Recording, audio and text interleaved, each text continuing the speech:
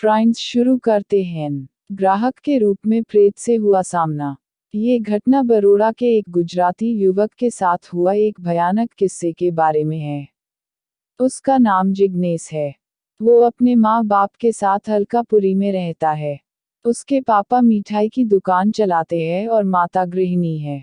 5 साल पहले की ये घटना है जिसकी वजह से वो आज भी डरा हुआ रहता है। ये पूरी घटना के बारे में वो बताता है।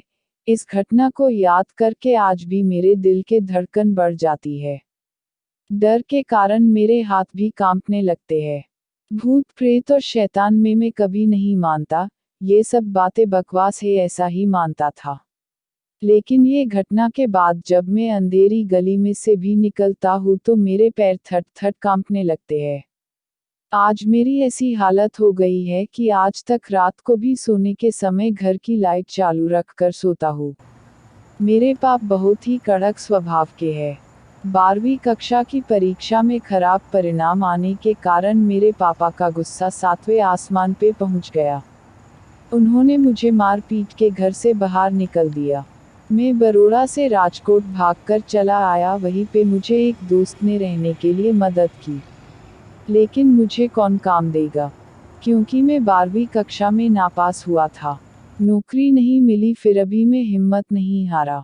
मैं अपनी पिताजी का व्यवसाय मिठाई और नाश्ता बेचना शुरू कर दिया। राजकोट के गोंडल रोड पर फुटपाथ पे पूरी शाक बेचना शुरू कर दिया। मिठाई बनाना और सारे प्रकार के नाश्ते बनाने का काम मुझे मेरे पापा ने बचपन में ही सिखा दिया था। मुझे सब कुछ बनाना आता था, लेकिन पता नहीं कि मेरा धंधा ठीक से चलता नहीं था। पूरे दिन में मार 2-3 ग्राहक आते थे, इसीलिए मैंने बनाए हुए सारे नाश्ते फेंक देना पड़ता था।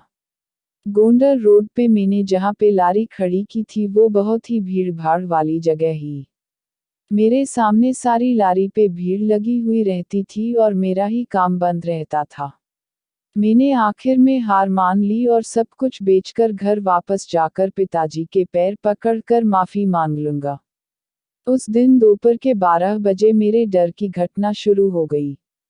मैं अपनी लारी के पास खड़ा था। आसपास में बहुत भीड़ भी नहीं थी। मैं पास में दीवार पे पेशाब करने के लिए गया और मुझे जोरदार झटका लगा। वहीं पे एक भयानक आवाज सुनाई दी और मेरे होश उड़ गए। मुझे ऐसा लगा कि कोई प्यासा पानी पी के संतोष हुआ, ऐसे खुश हुआ।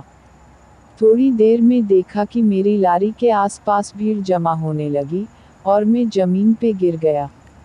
जब मैंने देखा कि मेरी लारी के पास एक ग्राहक खड़ा था, मैं खड़ा होके उस ग्राहक के साथ बात करने लगा। वो आदमी अजीबोगरीब लगता था।